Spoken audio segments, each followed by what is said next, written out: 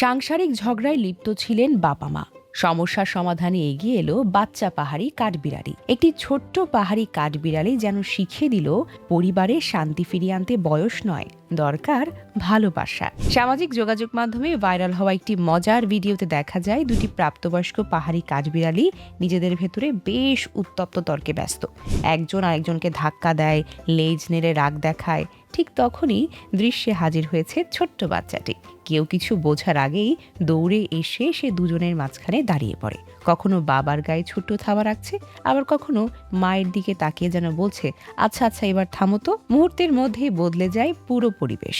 ঝগড়া থেমে যায়, আর ছোট্ট কাঠবিড়ালিটিকে ঘিরে দুজনেই শান্ত হয়ে বসে থাকে। ভিডিওটি দেখে নেটিজেনদের মন্তব্য আরও বেশ মজার।